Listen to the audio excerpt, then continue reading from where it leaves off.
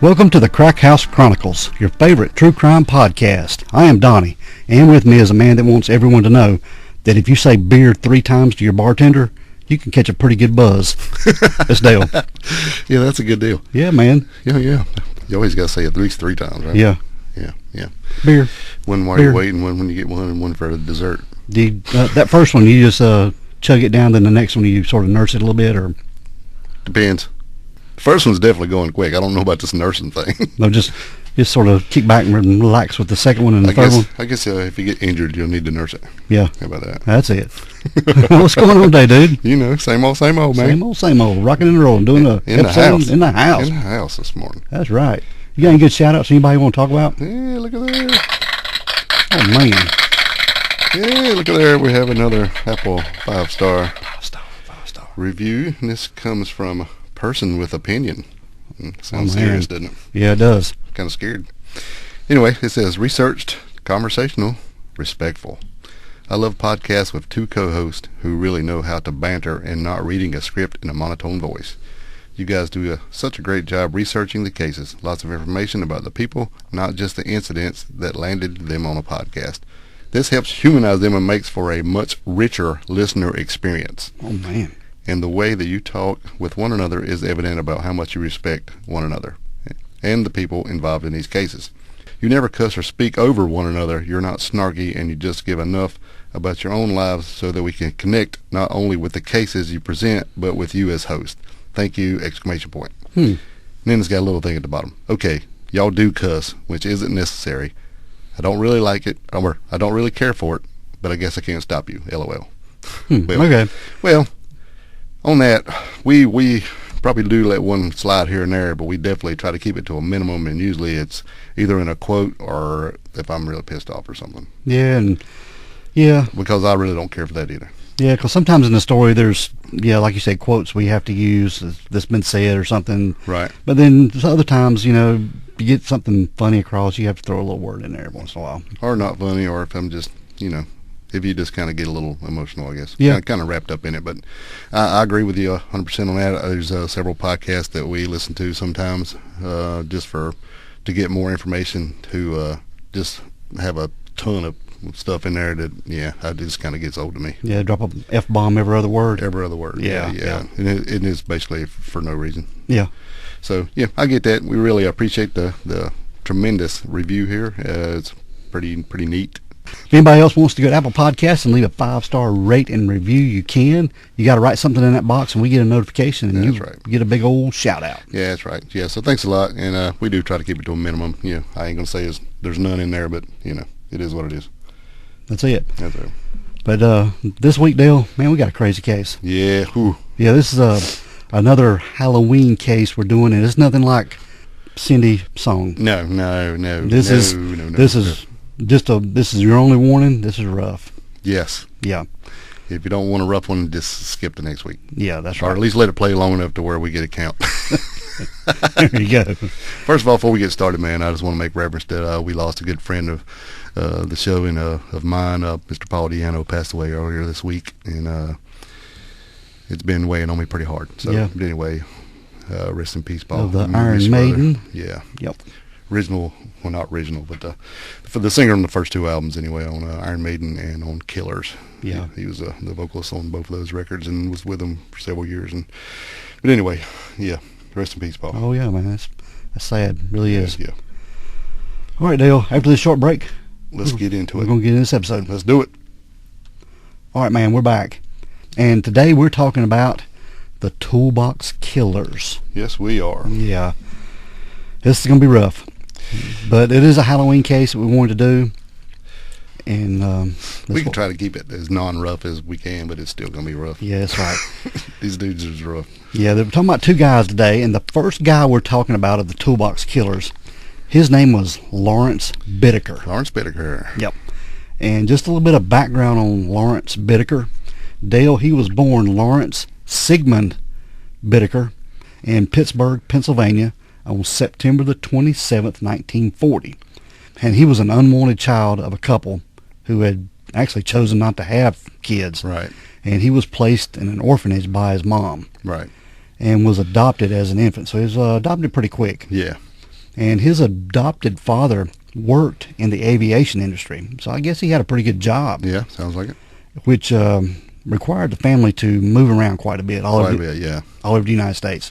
Yeah, I think it was they were in Florida and Ohio, and I think they ended up in California. Yeah, but Bittaker from the get-go, man, he had a little bit of a troubled life. You know, he first got arrested for shoplifting at the age of 12 and obtained a minor criminal record over the next 4 years and further arrest for the same offense. Yeah, not good. In addition to petty theft, which brought him to the attention of the juvenile authorities, Bittaker would claim these numerous thefts-related offenses committed had been attempts to just, get attention from his parents. Well, that's what he said. Yeah. So I think it was like exactly attention, for his lack of love he was getting from his parents. But if you think about it right off the bat, he was unwanted, and these folks adopted him, so at least they give him a decent life, or try to. But I don't know how good it was, because there's some reports where like one time he had started a fire or something, and then they had stripped his pants down and then burned him with cigarette lighters and stuff like that. So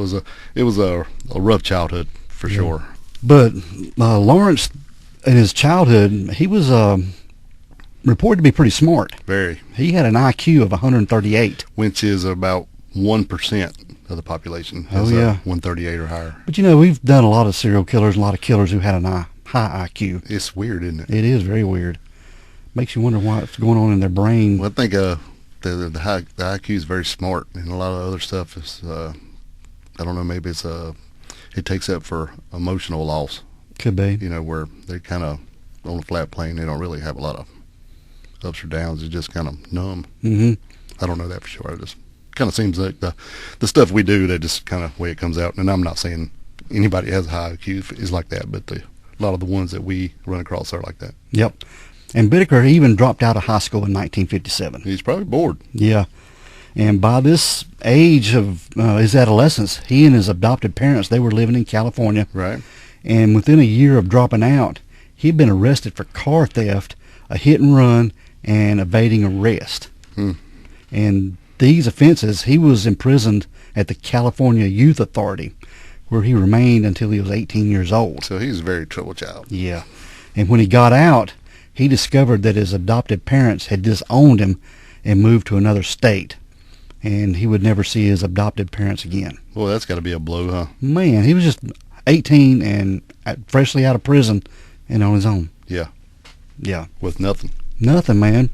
Within days of his parole at the California Youth Authority, he was arrested for transporting a stolen vehicle across state lines. So he's getting in trouble like all the time. Yep. And this is another thing that we see a lot in these cases, especially in, back in the 70s and stuff, the 70s, 80s serial killers. Yeah.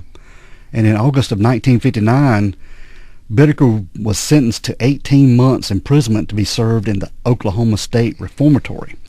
And he was later transferred to the Medical Center for Federal Prisoners in Springfield, Missouri to serve the remainder of his sentence. And in 1960, he was released from prison and soon reverted back to crime. So this is a year. Yeah. He was served, 18 months. He got a year, so, okay.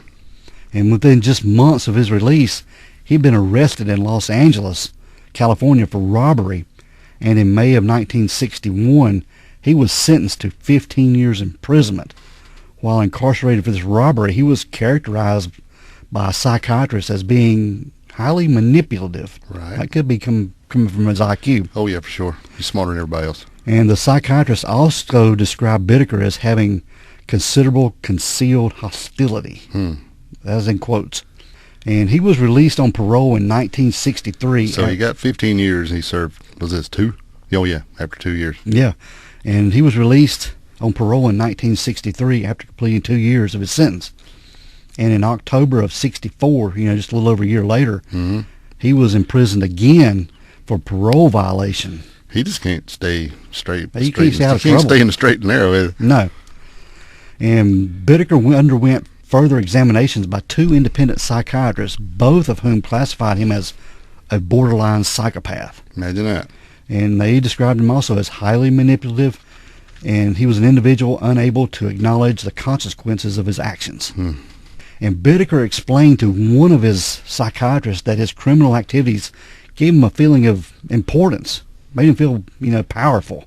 I guess. And he insisted the circumstantial matters pertaining to his environment and upbringing decreased his ability to resist committing crimes. So I guess, his parents left him and they just abandoned him. And he just can't help it. Okay, whatever. But he was prescribed some antipsychotic medication, and a year later he was released into society. So they're already telling everybody from 2 different psychiatrists here that this cat is a borderline psychopath. But here's some pills. We'll see you later. Yeah. Okay. And a month after his parole in July of 1967, he was again arrested and convicted of theft and leaving the scene of an accident. Well, let me tell you one thing. He might be really smart, but he ain't damn good at avoiding police. He's not a very good thief. He just gets caught and caught and caught and caught. And he was sentenced to 5 years, but released in April of 1970, just 3 years. 3 years. And in March of 71, he was again arrested for burglary. And due to repeated parole violations, he was sentenced to serve between 6 months and 15 years imprisonment in October of 1971. I guess this California needed that 15-strike law or something. I guess. Damn, he can't stay out of trouble. But just 3 years later, he was again released from prison. Now, in 1974, Bittaker was arrested for assault with attempt to commit murder after he stabbed a young supermarket employee who had accused him of stealing. What he had done, he went into the supermarket, and the store person there, the worker there, saw Bittaker take a steak and shove it down his pants. Right. Yeah. And he quickly left the store, and they followed him out. Right. And when they followed him out, Bittaker responded to this by stabbing the person in the chest. Yeah, almost. You were just barely missing his heart. Yeah. And he attempted to flee, but was quickly restrained by 2 other supermarket employees. And the employee, his name was Gary Louie. He survived the stabbing, and Bittaker was convicted of the lesser charge of assault with a deadly weapon and sent to the California men's colony at San Luis Obispo. Man, you'd think by now he'd be given some real time. I mean, they got to have a darn folder full of stuff on him. They got to have a lot of stuff, man. I mean, good gracious. So in 1977, Larry Bittaker was at San Luis Obispo there in California doing his time. And this is when he became loosely acquainted with another inmate there. Right. His name was Roy Norris. Roy Norris. Yeah, we're going to talk a little bit about Roy Norris right here. Okay. Tell us a little bit about Roy. Now, Roy Norris, just a little bit of background on him, Dale. He was born Roy Lewis Norris in Greeley, Colorado on February the 5th, 1948. And Norris was conceived out of wedlock. His parents had married to avoid the social stigma of, having an illegitimate birth at the time. Yeah, back then it was pretty no-no. Yeah. Now, Norris's extended family lived within a short distance of his parents' home due to his father being a real estate agent and having some investments. And his father worked in a scrapyard, and his mother was a drug-addicted housewife. Well, now. Yeah. But how they put that's kind of odd. Yeah, he occasionally lived with his parents throughout his childhood and adolescence, but was repeatedly placed in the care of foster families throughout the state of Colorado. Yeah, so this ain't looking good for him at all. No. But Roy Norris's childhood recollections, him talking later on, were, just memories of wrongful accusations while living with his biological parents and of being neglected by many of the foster families he lived with, and frequently being denied, having food and clothing. Yeah, but he also claimed to have been sexually abused within the care of a Hispanic family, later stating the prejudice he held toward the Hispanic people originated from the neglect and abuse he had as a child when he was placed in the care of this family. Right. While he was living with his parents at the age of 16, he was going back and forth, I guess, between foster families and his real parents. Right. Roy Norris visited the home of a female relative who was in her early 20s, and this was a cousin of his. And he began talking to her sexually. In a sexually suggestive manner, maybe? Yeah. And that's when she ordered him to leave her house, and she told his father what was going on. Yeah, and he was threatening to beat him. Yeah. Yeah, he was going to kick his hind end. Yes, he was. Whoop his tail. But Roy Norris, he stole his father's car and drove to the Rocky Mountains there in Colorado, Yeah. where he attempted to commit suicide by injecting pure air into his artery in his arm. And he was later I was just wondering what is up with that? I don't know. I mean, did he take a syringe? Did he go to a tire place and get an airline? I mean, injecting pure air. I guess you can just draw up air into the syringe. Does he had to go to the Rocky Mountains to get the pure air? I don't know. Okay, I'm sorry. I'm just... Probably just get an air embolism or something. And I know that's what he was trying to do, but this drove to the Rocky Mountains to get pure air, I guess. I don't know. Kind of weird to me. I guess he just drove somewhere. Right, go ahead. But he was later apprehended as a runaway and returned to live with his parents. And when he got home, his parents informed him that he and his younger sister were unwanted children, and they intended to divorce when both of them reached adolescence. Whew. Yeah. This great news just keeps on coming, doesn't it? I know. And a year later, Roy Norris dropped out of school and joined the United States Navy, which was probably a good thing for him. Probably. And he was stationed in San Diego, California in 1965 and was deployed to serve in the Vietnam War in 1969. Man, he picked a bad time to join, didn't he? I know. And although he didn't see any active combat during his 4-month tour of duty, he was honorably discharged from the Navy after one tour of duty. Well, he got lucky if he didn't see any combat for him. Of course, he was there for 4 months and didn't see any. That's probably rare. Yeah. So in November of 1969, I guess after he was honorably discharged, Norris was arrested for his first known sexual offenses. This is where he was charged with both rape and assault with attempt to commit rape. Yeah, I think, a lot of this probably comes back from when they said, when he was in Vietnam, he was smoking a lot of marijuana, which was, pretty plentiful over there, and had a lot of prostitutes. Mm-hmm. And I'm sure that was pretty plentiful as well over there. So when he came home, and then I think that's when he's just realized that none of that was happening anymore, and then all this stuff starts ramping up. That's right. Yeah. Not saying that's good or bad. I'm just saying that was the reason that I found he was given. So in a later incident, he attempted to force his way into the car of a lone woman. And 3 months later, in February of 1970, Norris attempted to deceive a lone woman into allowing him to enter her home. Yeah. And when she refused, he attempted to break into her house, and the woman phoned the police, and Norris was arrested before he had any opportunity to cause harm to this woman. Yeah, he tried to get in the door, and then she told him no, so then he tried to get in the window, and she got him there, and then she called the police, and then he went around the back of the house and broke in, but they got there before anything could happen. That's good. And just less than 3 months after this offense, Norris was diagnosed by military psychologists with schizoid personality disorder. And he was given an administrative discharge from the Navy under terms labeled as psychological problems. So I guess they just put him under an umbrella of just some disorders. I guess. So in May of 1970, just a couple months later, Norris was on bail for his last offense, and he attacked a female student who he had seen walking on the grounds of San Diego State University campus. And Norris repeatedly struck her on the back of the head with a rock until she slumped to her knees before repeatedly beat her head against the sidewalk. Nice guy. And shortly thereafter, Norris was charged with assault with a deadly weapon. He was committed to 5 years imprisonment at the Atascadero State Hospital, where he was classified as a mentally disordered sex offender. Sex offender. Yeah. Just getting worse and worse for Roy Norris. Yeah, he's ramping up. And once Norris was released from Atascadero State Hospital in 1975 with 5 years probation, having been declared by doctors as an individual who was of no further danger to others. That's what they told him. Yeah. Okay. Yeah, that's a quote. You're good to go. Yeah, don't worry about it.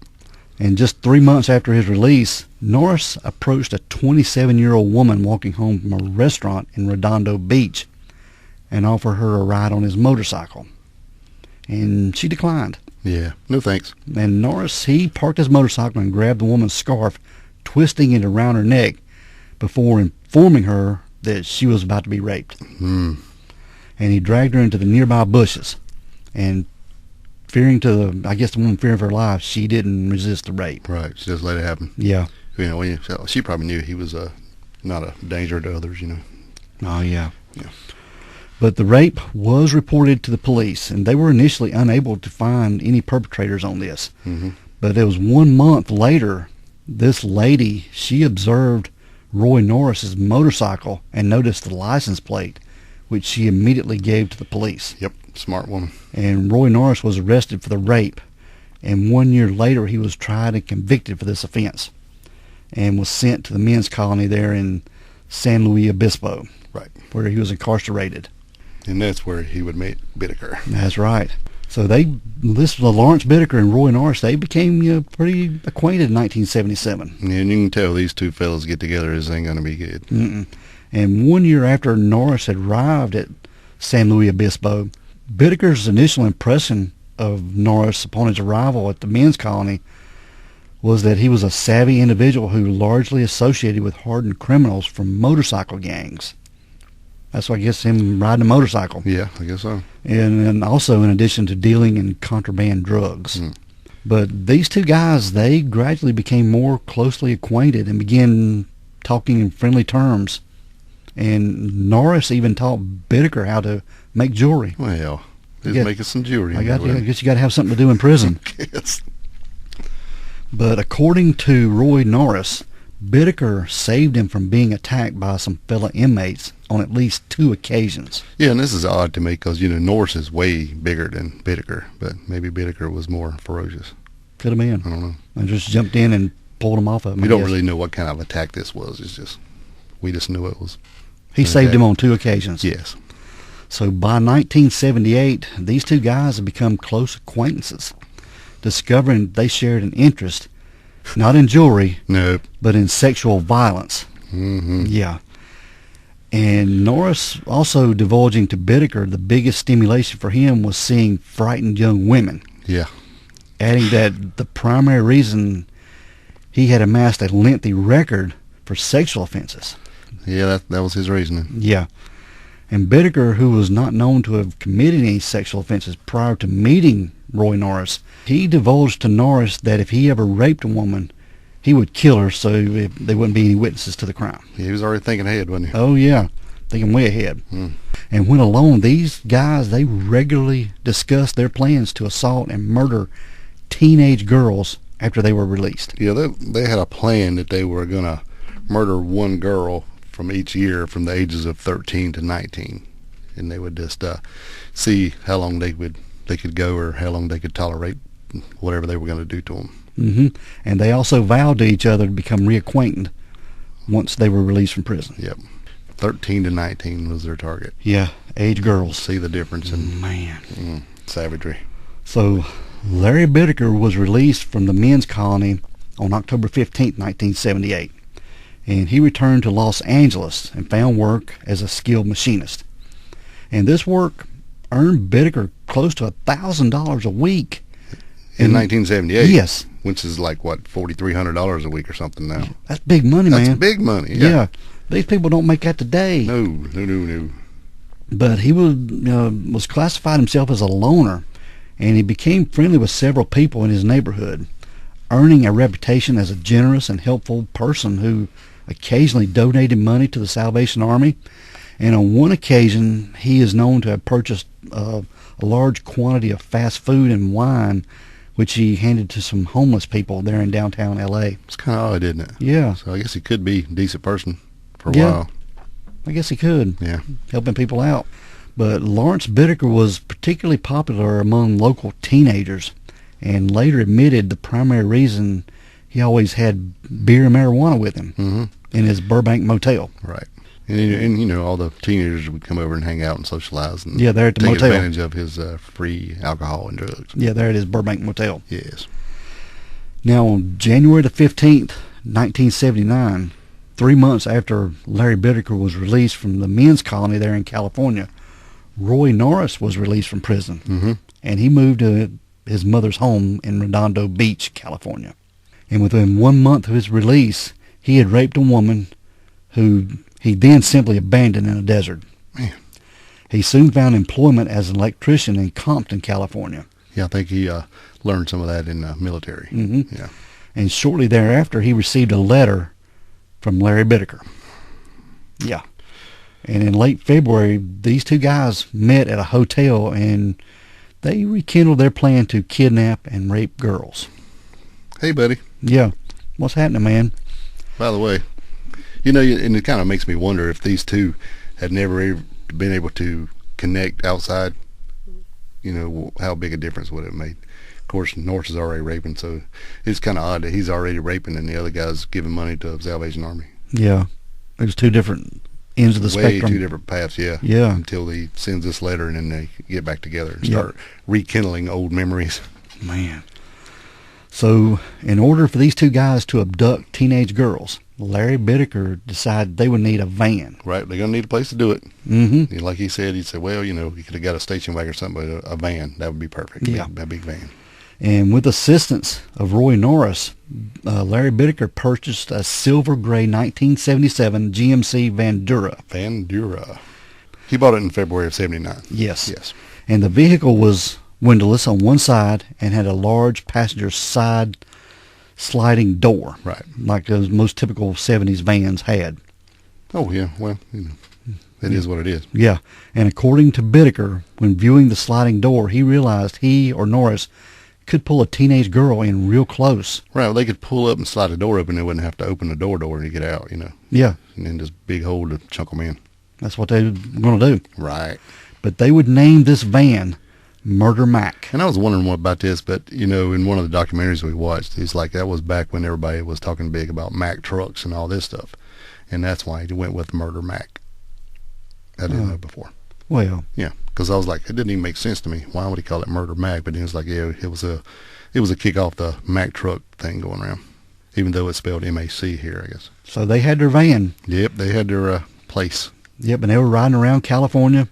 And from February to June of 1979, Bittaker and Norris picked up over 20 female hitchhikers. Mm-hmm. And during this time, they didn't assault any of these girls in any manner. Nope. Especially like a practice runs. This is what's great. Yeah, they were just practice runs. So you can tell Mr. IQ here is thinking this through. Yeah, and they were practicing this just to develop ways to lure girls into the van voluntarily. Yeah, see what kind of ruse works and what doesn't. What they wanted to hear and what they didn't want to hear. Right. Yeah.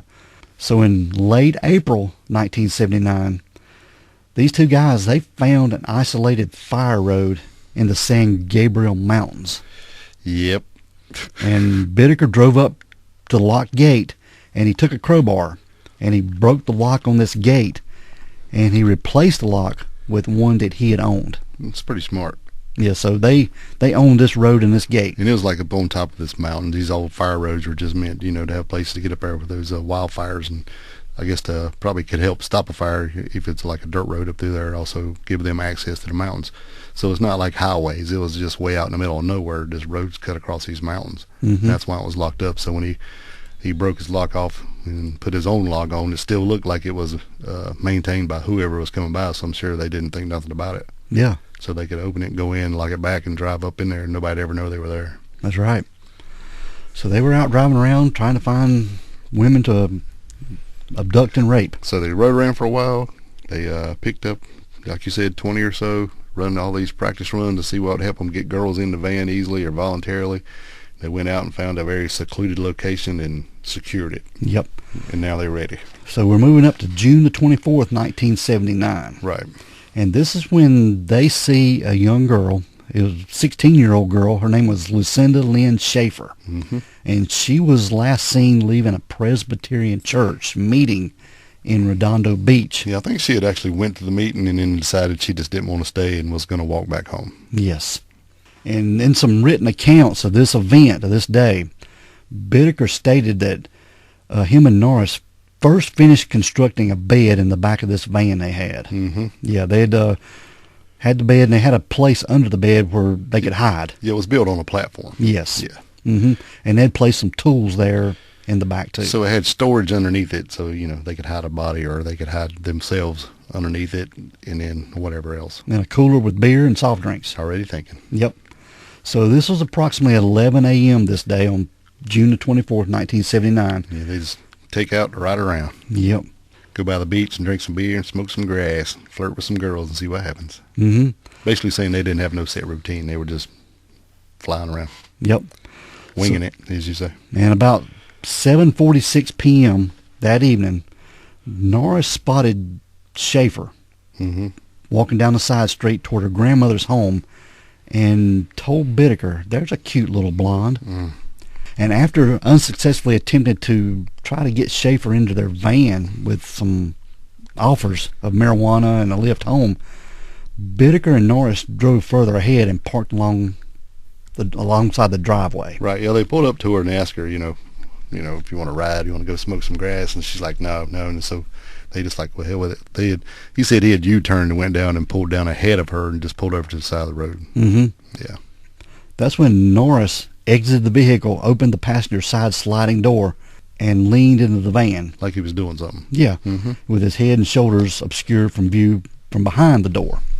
And when Schaefer passed the van, Norris exchanged a few words with her before dragging her into the van and closing the door. Right, and in an interview with him, he's like, well, not trying to put the blame on her, but if she'd have been paying more attention to her surroundings, she wouldn't have been the first one. And they were using a ruse they would repeat in most of their subsequent murders.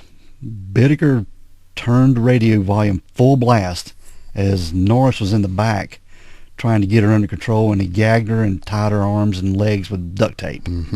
Yep, as Bittaker drove Schaefer to the fire road in the San Gabriel Mountains. Right. Where in April the pair had previously locked this gate deal. Yeah, where they had switched the locks. Yeah. Yep. And despite initially screaming when she was abducted, Schaefer quickly regained composure. It was written in some accounts on this night that followed. Bittaker wrote that Schaefer displayed a magnificent state of self-control and composed acceptance. She sort of accepted what was happening. Yeah. I can't imagine. She said she had no tears and offered no resistance or expressed no great concern for her safety. Yes. He said, I guess she knew what was coming. Man, bad dudes. Yeah. So once they got to the fire road, Roy Norris first raped Schaefer after instructing Bittaker to go take a walk. Yeah. And when he got back... In about an hour later, he got back to the van. Bittaker was raping the girl in Norris's absence. They switched places. They did. Yeah. And Schaefer asked him whether they intended to kill her, to which Norris replied no. In response, Schaefer requested to be allowed time to pray before she was killed, if that was their intentions. Yeah, this is they both raped her twice. And that's when she asked if he was going to kill her, and he goes, no. And that's what she said, well, if you're going to, please allow me to pray before you do. Dude. I'm telling you. So in their subsequent accounts of the actual murder, Bittaker and Norris gave differing accounts as to who argued over whether they should kill her rather than release her. Well, what happened is outside, Norris and Bittaker were talking, and Norris didn't want to kill her. He's like, do we have to kill her? And Bittaker said, he looked at him and said, look, you're already 2 strikes gone. She knows what we look like. So you can either let her go and she tells somebody and you go back to prison, or we can do what you don't want to do. Yeah. So that way he basically didn't have a choice. But Norris attempted to manually strangle this girl. Yeah. And after about 45 seconds, he got disturbed at the look in her eyes. Yeah, and I think it was a lot harder than he thought it was going to be to do it too. And he ran to the front of the van and started vomiting. Yep. And Larry Bittaker then manually strangled the girl. Yeah, he took over. Until she collapsed on the ground and began convulsing. And that was when he twisted a wire coat hanger around her neck with some vice grip pliers. Yeah, so he put the clothes hanger around her neck and then took the vice grips and clamped it and started twisting it. Yeah. Yeah. Until her convulsions ceased. Oh, man. But Schaefer was denied her request to pray before these guys killed her, man. Yep. Then they wrapped her up in a plastic shower curtain and threw her over a steep canyon that he had selected there up in the mountains. Yeah, and according to Roy Norris, after Bittaker had thrown Schaefer over the canyon, Bittaker assured that the animals would take care of her. Yep. Take care of any evidence. There wouldn't be any evidence at all. Man. Bad dudes, man. Yeah, they just starting. Yeah, it's just starting. So just a couple weeks later, I guess they laid low for a little while to see if anything come about on this. But they didn't hear anything in the news or anything. Right. But nothing. So on July the 8th of 1979, Bittaker and Norris, they encountered an 18-year-old girl. Her name was Andrea Joy Hall, and she was hitchhiking along the Pacific Coast Highway. Mm-hmm. Now, as they slowed the van down to offer her a ride, there was another vehicle pulled over about the same time and offered this girl a ride. Yeah, it was a convertible, white convertible. Yeah, so she accepted that ride and got in that car.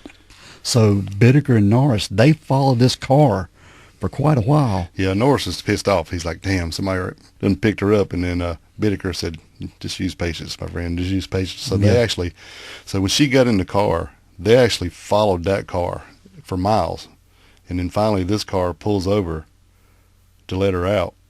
And when she does, they pull up and give her a ride, but she sticks her thumb back out to continue going. This was in Redondo Beach, California. Yeah, at this point, Norris had actually jumped there and hid under that bed we were talking about. So that way, when they pull up to give her a ride, she wouldn't be knowing what was going on. Yeah, she'd be thinking that Bittaker was traveling alone. Yes. Inside the van. Right. So once she got in the van, Bittaker offered her a cold drink from the cooler from the back of the van. Yep. And like I said, Norris was hidden there in the back. And once she got back there, he pounced on her. Yeah, she got the drink, and she got a soda out of the cooler and started to go back up to the front seat. And as soon as she turned around, he grabbed her by the legs and jerked her down. And after a pretty good fight, he managed to subdue her by twisting her arm behind her back, causing her to scream in pain. And Norris then gagged her with adhesive tape and bound her wrists and ankles.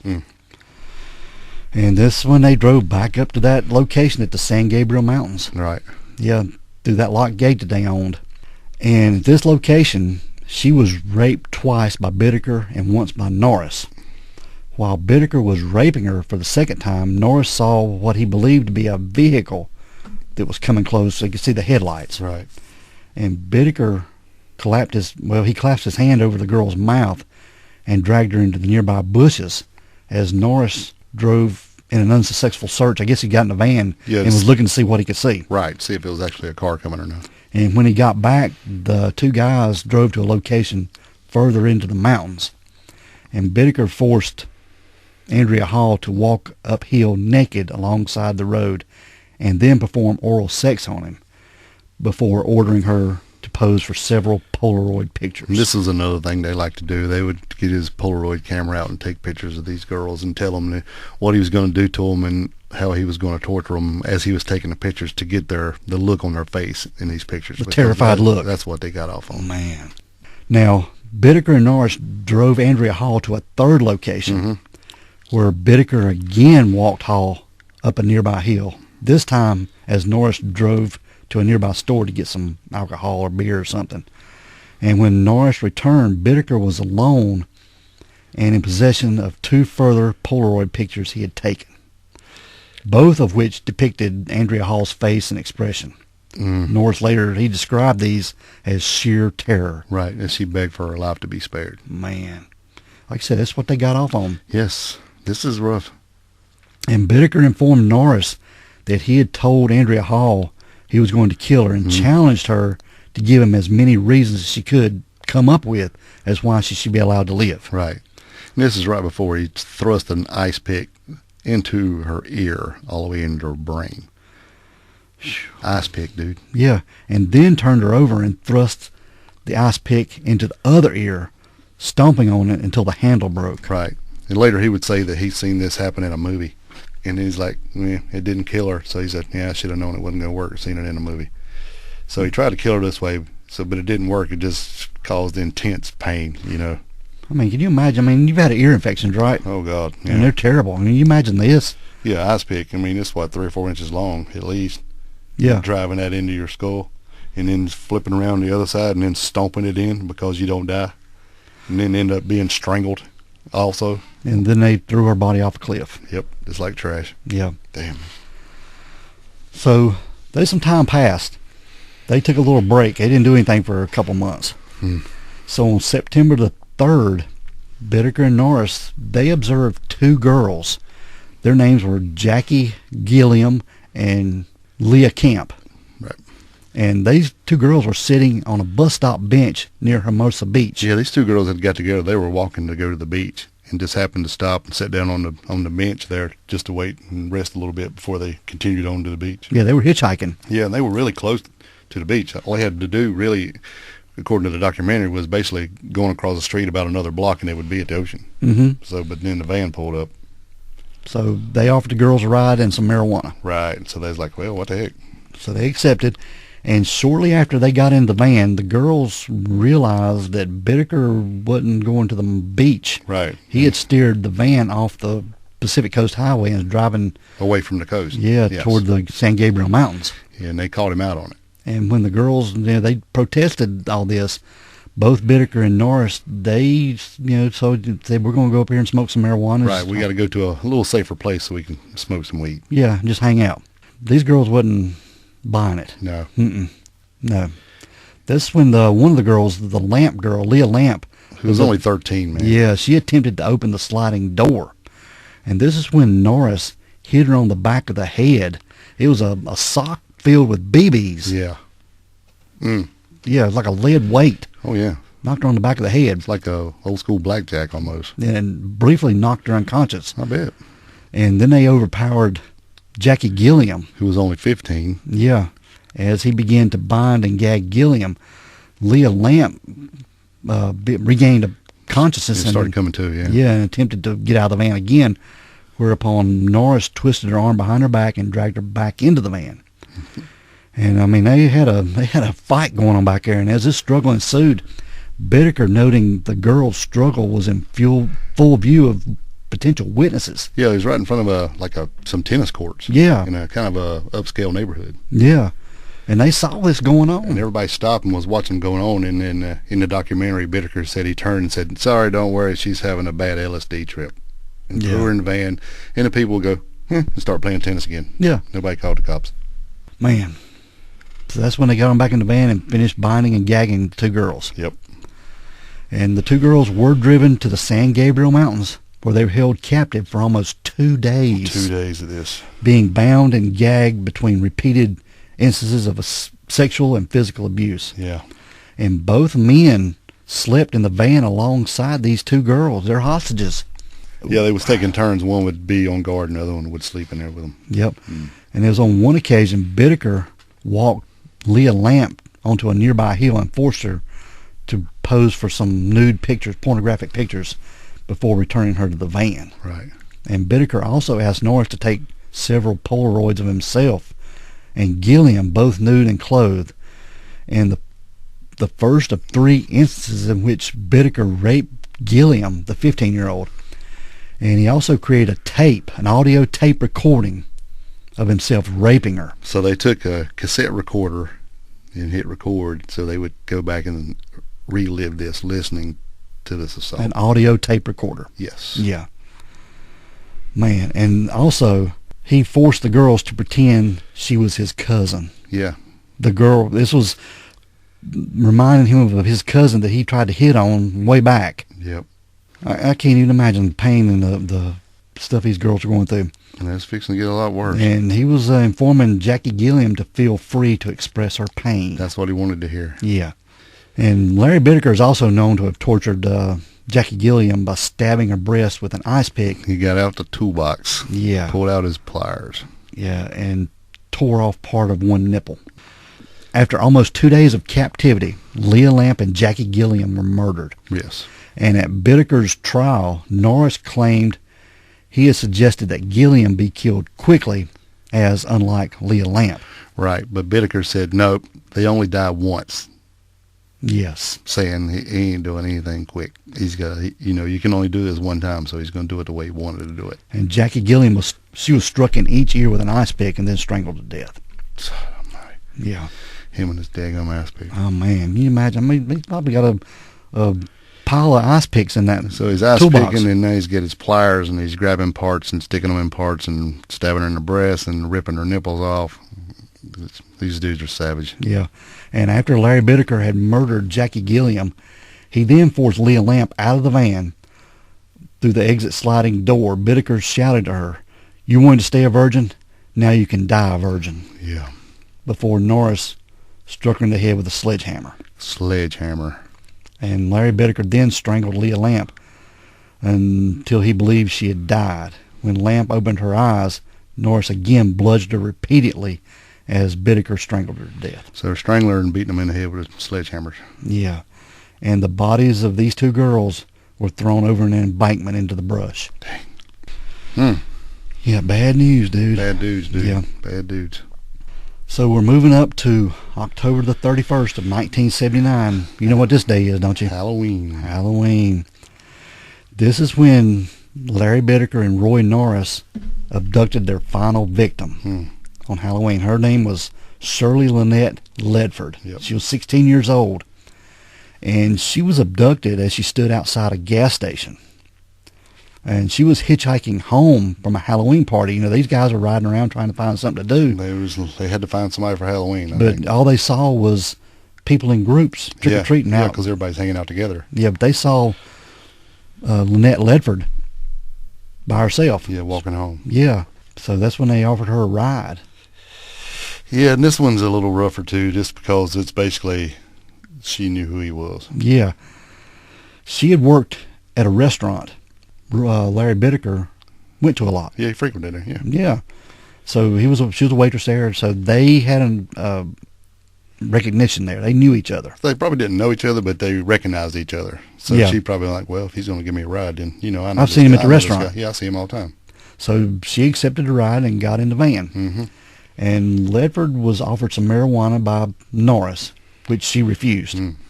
And Bittaker drove the van to a secluded street where Norris drew a knife Right. and then bound and gagged Ledford with construction tape.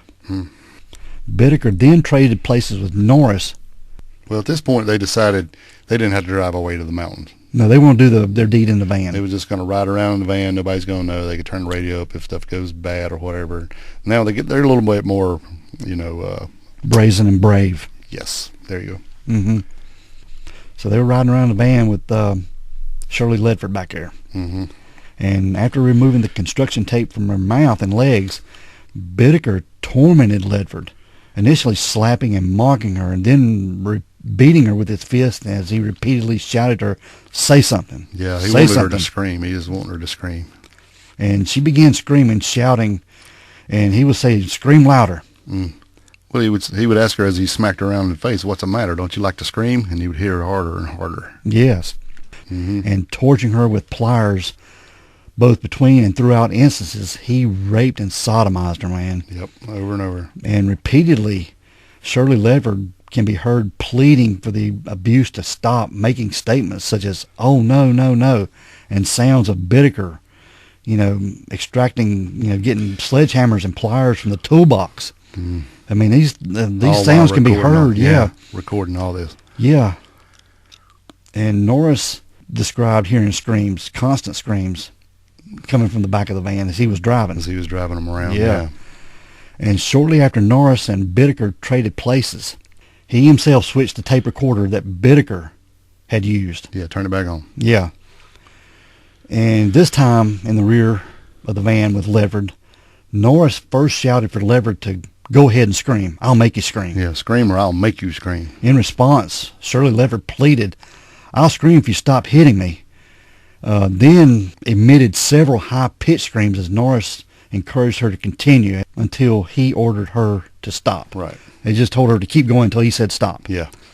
And Norris reached for the sledgehammer. As Ledford seen him do this, she screamed, "Oh no!" Norris then struck Ledford in the elbow with a sledgehammer. With a sledgehammer. In response, she informed Norris that she had broke her elbow. Yeah, you broke it. Don't hit me again. You broke it. Yeah. And in response, Norris again raised the sledgehammer and kept hitting her in the elbow. 25 times. Crushing her elbow. With the sledgehammer. And he kept saying, "What are you sniveling about?" Yeah. And she was screaming and crying. And all this is on tape, dude. Yeah, it's all recorded. Yeah. And after about 2 hours of captivity, during this time, he was having her describe what he was doing to her. Yep. Yeah. Yeah. And what he was making her say stuff like, "Well, what do you want me to do? What of this?" And she was, "Well, what do you want me to say?" And then It's terrible. Yeah, it's bad. And we'll post a link to the transcript if anybody wants to read this. This is horrific. Yeah, we started to do the transcript, but it's just a little much, I think. Yeah. Now, after about 2 hours of captivity, Roy Norris killed Shirley Leverett by strangling her with a wire coat hanger, which he tightened with pliers. Yep, just like the other ones. Yeah. And you know that's got to take longer than necessary. Yeah. It's awful. Yeah. Bad stuff. Leverett didn't react much to the strangulation.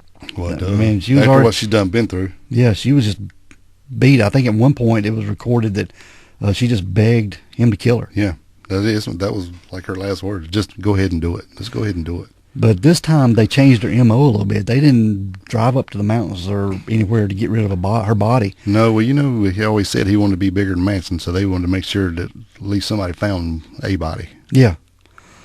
So what they did, they decided to discard her body on a random lawn. Yeah, on the front yard. To get some reactions from the press. Yep, front yard. And they drove to a randomly selected house there in Sunderland where Norris discarded Ledford's body on a bed of ivy in the front yard, had her arms and legs spread out. Yeah, face up. Yeah, and this girl, man, she was brutally beaten. I mean, she'd been tortured with pliers. They had taken pliers and inserted it inside her and twisted it and grabbed and tore her labia and tore anally pieces. And vaginally. Yeah, it was just ridiculously awful. Yeah. Actually, it was so bad that actually when Norris had went back to take his so-called turn that he just asked her to do other things. Yeah. Yeah. He didn't even, he would ask her to flay him instead of. Yeah, oral sex instead of. Yes. Yeah. Man, can't you imagine? And that's when he was doing that while he was beating her with the sledgehammer and the elbow to make her scream. But Shirley Ledford's body was found by a jogger the following morning. The next morning. And an autopsy revealed that in addition to having been sexually violated, she had died of strangulation after receiving extensive blunt force trauma to the face, head, and breast, and her left elbow. Yeah, her left elbow was sustaining multiple fractures. Probably just crushed. Oh, I'm sure. Her genitalia and rectum had been torn and ripped out because he had stuck those pliers up inside of her and grab a hold and twist and rip. In addition, her left hand bore a puncture wound, and a finger on her right hand had been slashed. And Larry Bittaker would later claim the tape recording the pair had created of her abuse and torture offered nothing other than the evidence of a threesome. Yeah. Adding that toward the end, Shirley Leverett was screaming for him and Norris to kill her. Oh, man. It's awful, dude. Yeah. Just, I guess, trying to get anything to get out of what they'd done. Oh, yeah. Oh, yeah, we were just having a threesome, blah, blah, blah. Come on, dude. Yeah.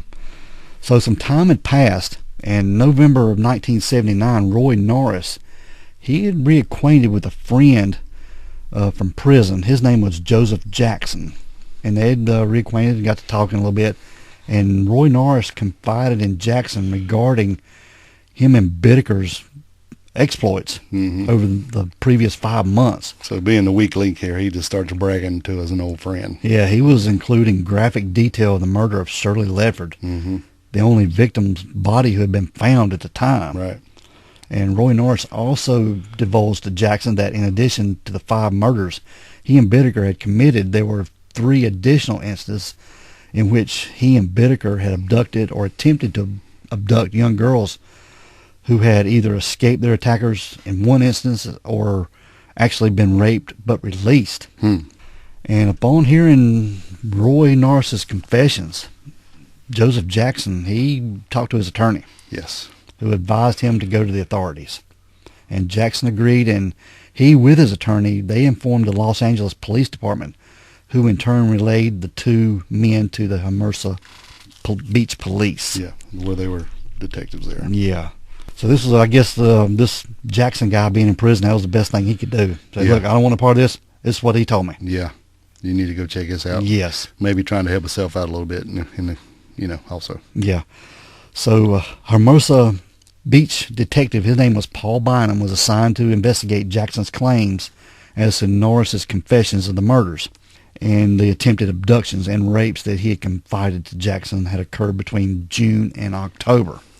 Bynum initially noted that Jackson's statements as to Norris's confessions did match reports on file of several teenage girls who had been reported missing over the previous 5 months. Right. In addition, the incident Norris had confided to Jackson where he claimed he and Bittaker had sprayed mace in the face of a woman who had been dragged into Bittaker's van and raped by both men matched a report in relation to an incident that occurred on September the 30th. Right, and this was that serious mace, not the stuff, not pepper spray. This was Yeah, good stuff. yeah.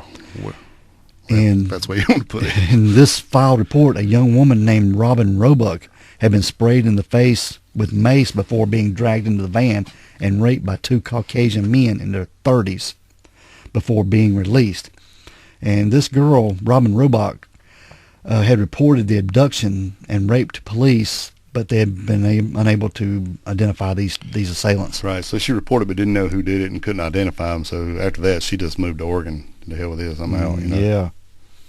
But they did go to her and show her a series of mugshots, and without hesitation, Robin Roebuck positively identified these 2 men as the 2 men who had kidnapped and raped her on September 30th. Mm-hmm. And these 2 individuals she identified as Lawrence Bittaker and Roy Norris.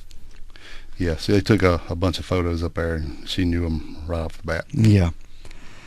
Now, upon linking Bittaker and Norris to the rape of Robin Roebuck, the Hermosa Beach police placed Norris under surveillance. Right, well, they couldn't go get them right away. They didn't have enough. They had to have a little bit of time to build a case here. Yeah. So that's why they go ahead and put them under surveillance, but they don't not arrest them yet. Yeah, so they was watching him. Yeah.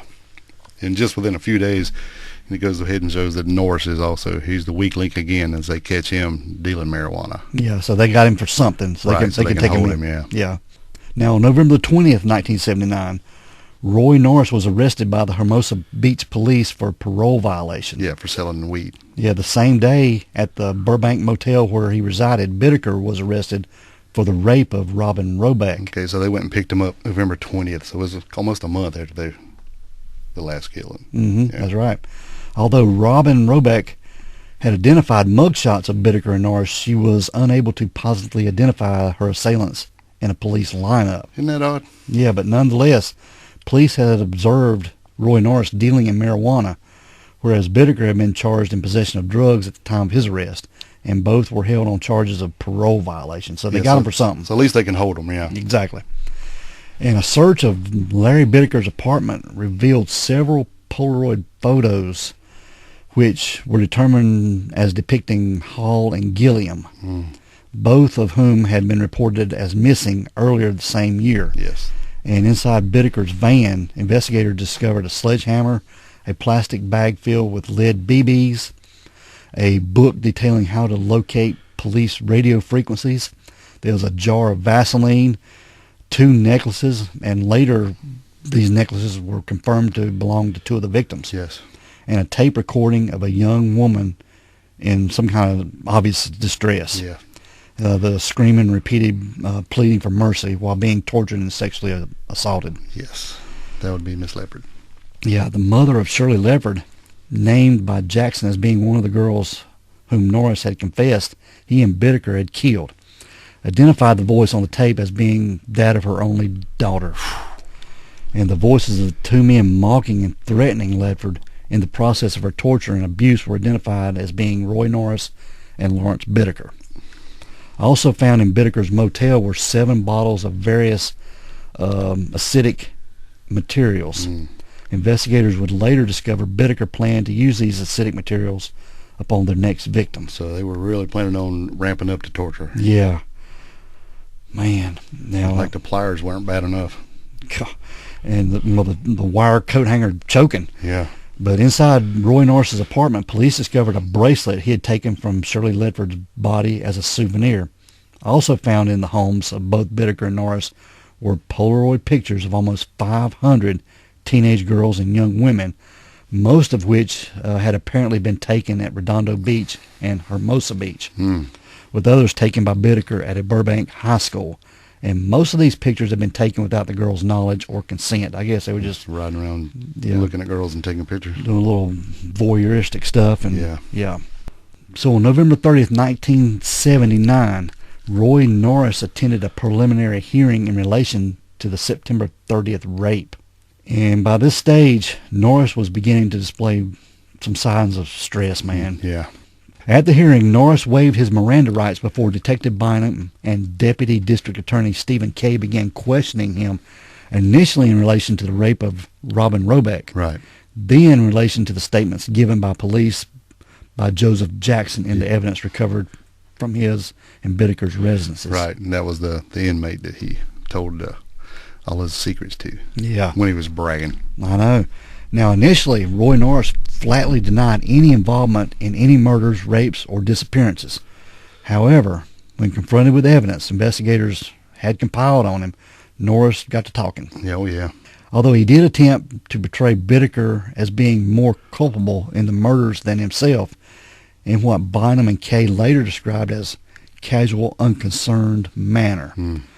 Norris divulged that he and Bittaker had been in the habit of driving around areas such as the Pacific Coast Highway and just randomly approaching girls they found, offering them a ride and posing for photographs. Yeah, give them some weed, photos, right around. Give them something to drink out of the cooler. Come on, girls, let's go. It's a party. And most of those who they approached rejected whatever ruse they had to offer, the use to get them in the van. Yeah. The 4 girls had accepted lists from the pair and had been murdered, Yep. with the 5th victim being grabbed by force. Yeah. That would have been the first girl, actually. Now, according to Roy Norris, the level of brutality Lawrence Bittaker had exhibited toward their victims had increased on each successive instance. So he's getting more and more aggressive. Yep. Leveling up. That they lured into the van. Their final victim, Shirley Leverett, had actually pleaded to be killed in order to get some relief. Yeah. Yeah.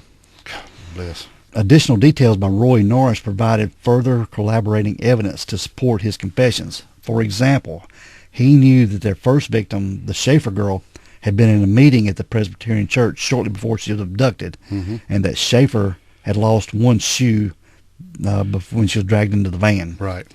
And Norris also knew part of Shirley Leverett's ancestry was Hispanic, and that Bittaker had unsuccessfully asked her to date him prior to 1979. So maybe there, when he was going to the restaurant, he saw her and maybe had asked her out at one point. Maybe. Yeah. In a press statement relating to the police investigation into the murders issued on February the 7th, 1980, the Los Angeles County Sheriff, his name was Peter Pitchess, stated the victims had been subjected to sadistic and barbaric abuse. That's an understatement. Yeah, adding that the 5 charges of first-degree murder would be sought against both Bittaker and Norris.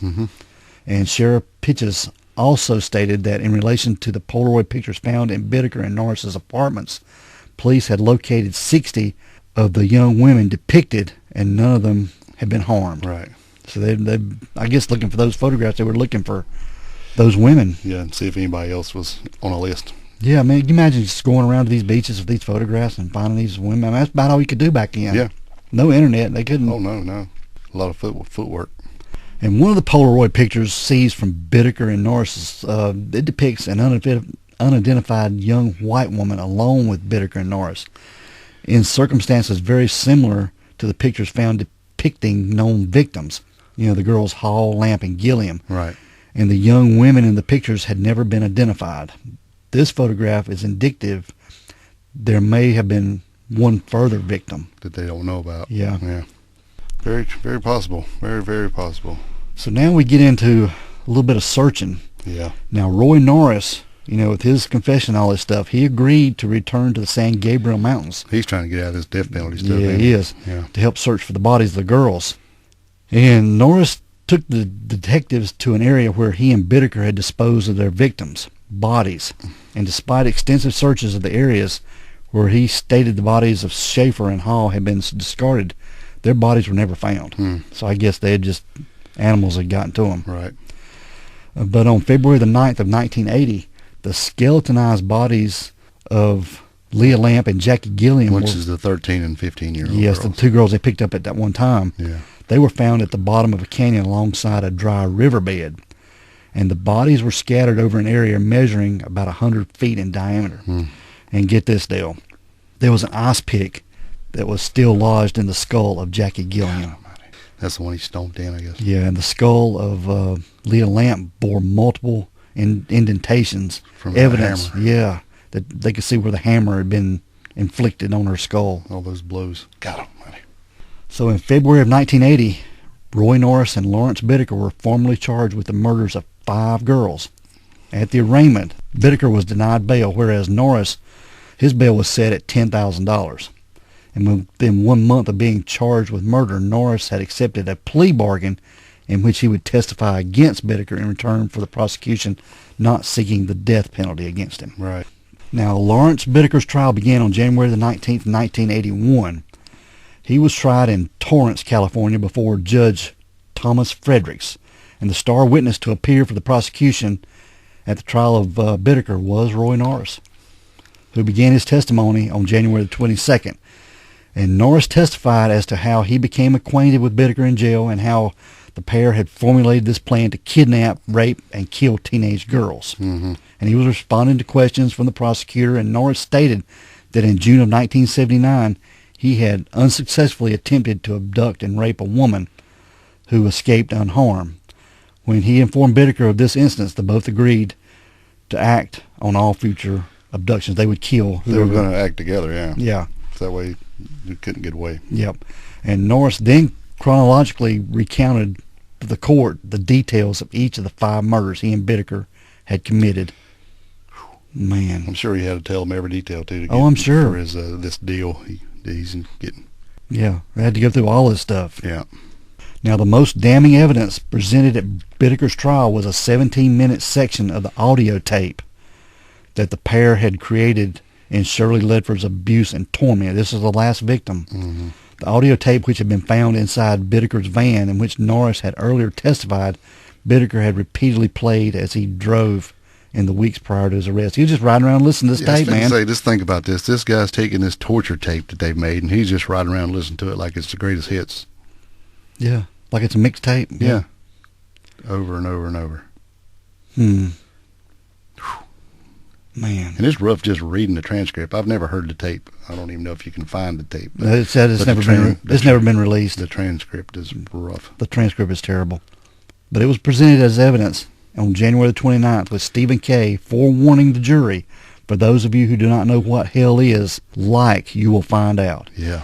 Judge Fredericks had earlier denied motions by the defense to omit the tape recording from omission as evidence. Oh, yeah. Surely they don't want this in there. But there were more than 100 people in the courtroom as the tape was being played, and many members of the jury and the audience, they were just crying openly. Oh, yeah. Upon hearing the contents. And there were several members of the audience either burying their heads in their hands, wiping tears from their eyes, or even rushing out of the courtroom. Had to get out of there, couldn't they? Yeah. Man. Meanwhile, Bittaker's just over there smiling through the whole thing. He was undisturbed, man. You know he wanted to hear it again. Oh, he was reliving it. Yeah. And one of the instances throughout the trial when prosecutor Stephen K. was reduced to tears.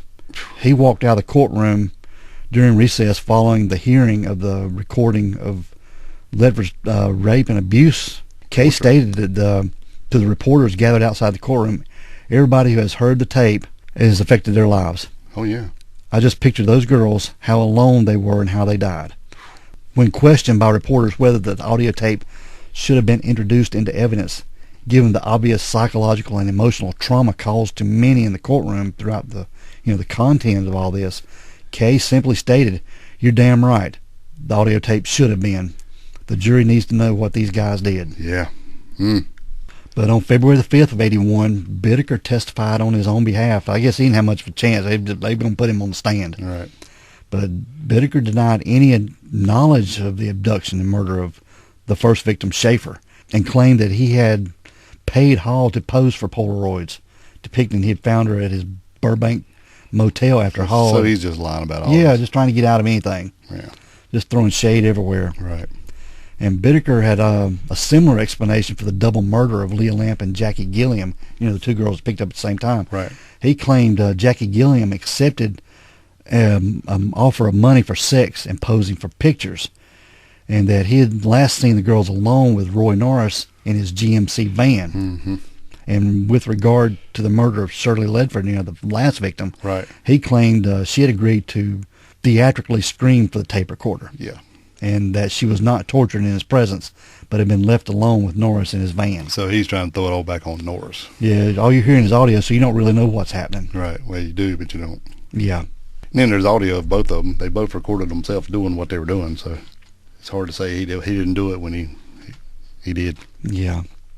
All right, now seeking the death penalty for Larry Bittaker, the District Attorney Kay referred to the case as one of the most shocking and brutal cases in the history of American crime, and added, make no mistake, ladies and gentlemen, a punishment of life imprisonment would be a total, complete victory for him.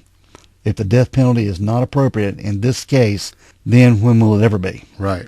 In his own closing argument before the jury, District Attorney C. Ramsey discredited Bittaker's claims that, contrary to Roy Norris's testimony, Shirley Ledford had agreed to scream, weep, and plead for mercy theatrically for the tape recording, introducing as evidence, stating to the jury. Yeah. You heard the sounds on the tape. Miss Ledford screaming, yelling, "Don't touch me, no, no, no." That tape should be sufficient corroboration by itself. Yeah. So, he lie all he won't. They know better. Yeah, they were saying that the tape was real. So on February the 17th of 1981, deliberation for the jury started, and it lasted for 3 days. And the jury found Lawrence Bittaker guilty of 5 counts of first-degree murder, 1 charge of conspiracy to commit first-degree murder, 5 charges of kidnapping, 9 charges of rape, 2 charges of forcible oral copulation, 1 charge of sodomy, and 3 charges of unlawful possession of a firearm. Deliberations as to whether Lawrence Bittaker should be sentenced to death or life without parole began on February the 19th. And the jury deliberated for just 90 minutes before returning their verdict. And Lawrence Bittaker was sentenced to death for 5 counts of first-degree murder. Right. He showed no emotion as the verdict was read. And he just stared at the jurors. Yeah. And Superior Court Judge Thomas Fredericks then ordered Lawrence Bittaker to appear in court on March the 24th for formal sentencing. So on March 24th, in accordance with the jury verdict, Bittaker was formally sentenced to death. Yeah, sent him to death row. They did. But Bittaker, he appealed his conviction several times, citing, errors and all this stuff in his case. It was all kind of silly stuff. He was appealing. Bittaker's appeal was dismissed on June the 22nd of 1989, with the court ruling that any procedural errors were minor, and in view of strong evidence against Bittaker, they did not affect the overall verdict, man. Yeah, they're all full of it. Yeah. And they did initial execution date for Bittaker was set for December 29th of 1989. And Bittaker, he appealed this decision on June 11th of 1990, and the Supreme Court upheld the decision that he be executed. And a renewed execution date was held or scheduled for July the 23rd of 1991. And Bittaker again appealed this decision. He wasn't getting out of it. No. And Bittaker was granted several death row interviews following his 1981 conviction. He never expressed any remorse for his crimes, No. repeatedly stating that the only remorse he felt had been the fact that he and Norris were arrested. Yep. Ruining his own life because he got arrested. Yeah. And he corresponded with numerous individuals responding to letters and received, he got in letter in prison, he'd write back, and when he'd write the letters back, he wouldn't sign his name. No. He'd sign his nickname. Pliers. Man. Pliers Bittaker. Trash. Yeah. But Lawrence Bittaker did die in prison at the age of 79 on December the 13th, 2019. Yeah. He was at San Quentin. 2019. Yeah, and Roy Norris, he died on February the 24th of 2020 at the age of 72 at the California Medical Facility in Vacaville, California. He died in prison. Yep. So these 2 guys are gone. Yep. Terrible, terrible guys, man. Done hellacious stuff. Yeah, way worse than you know. This is probably one of the roughest cases we've... It's up there. Yeah, I mean, it's up there. It's definitely up there, and it's like, well, we saw a thing where it said a lot of times he would spend his days playing bridge with several other serial killers, and several we've covered. Yeah. Robert Kraft, was his name Robert Kraft? Yeah, Randy Kraft. Randy Kraft and Bill Bonin, Yeah. and a couple other guys. I'm like, That we've covered. yeah, and it was like between them, there's well over 100 victims just between them three people there. But they never released this audio tape, Dale, that they played for the court and these tortures. And this audio cassette that Lawrence Bittaker and Roy Norris created for themselves, raping and torturing Shirley Leopard, Yep. it remains in the possession of the FBI Academy. Yep. They keep this tape, and this recording is used to train and desensitize FBI agents to the raw reality of torture and murder, man. Used to desensitize. Yeah. And even if it was in that the series Mindhunter, I think it was in the first season when they start, and I'm sure most of you folks have seen the Mindhunter because it's a good series, but anyway, in one part when they're getting ready to hire a new agent, and they have the guy sitting in a room listening to some headphones, and he grabs the headphones off his head and just slams them on the table and gets up and walks out. That's when they say that they're listening to the Bittaker and Norris tapes. Yeah. So they even use it in that. But that's really what they do, use it for. Mm-hmm. Training. Whew. Yeah.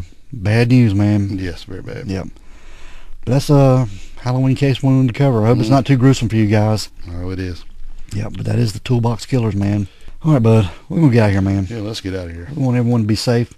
Please be careful and always be aware of your surroundings.